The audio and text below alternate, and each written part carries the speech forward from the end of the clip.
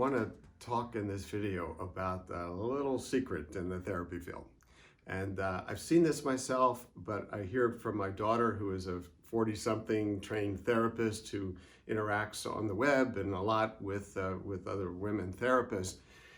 So here's what it is, that we don't practice, most of us, in our own marriages, what we teach and try to help couples in therapy do. And certainly we don't practice what we do in our books and our education and the interviews we give and all the ways we influence the culture about marriage and marriage relationships.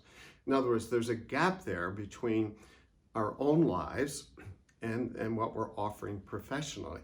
And this would be kind of like cardiologists talking about proper weight and diet and exercise and not doing any of it.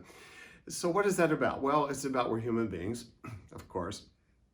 And we live in relationships that are complicated. But I'd like to suggest there's another take home besides the fact that we're just regular people. And that is, I think that a lot of our models are too perfectionistic. The standards are too darn high. And that most of us aren't able to live up to those.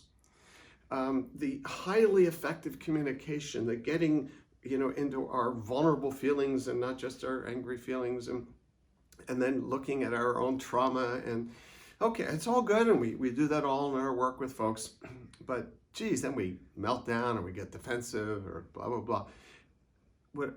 So the implication I'm suggesting is that I think our way of doing therapy doesn't necessarily accept the humanity and the frailty of the couples who we're working with, which is also our own frailty. Okay, so maybe a little brag here. I don't experience that gap. The way I do therapy, we're calling it the Doherty Approach, is something that I try to do at home. And I can tell you it's not always pretty because life isn't pretty. I don't hold myself to perfectionistic standards. I don't hold my clients to those standards. For example, I assume that when my wife tells me she's upset with me about something, that for the first part of the conversation, I will defend the nobility of my intentions, even if they backfire. I will explain. My wife says she'd like to get me this t-shirt she's seen that says, "I'm not arguing, I'm just explaining why I'm right." I accept that that's how I will often start out. Let's clarify the facts, let's clarify my good intentions, blah, blah, blah. And then, hopefully, over time, in the conversation, I will start to listen. And then maybe I'll do some iMessages and I'll try to look at my own part of it.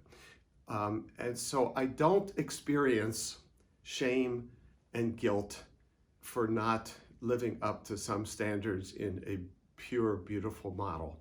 And in my own model of therapy, I don't expect purity, I don't expect nobility. I just help people get in there and figure stuff out. And to know that under stress, they will revert to the same old crap they've done before, just like yours truly does.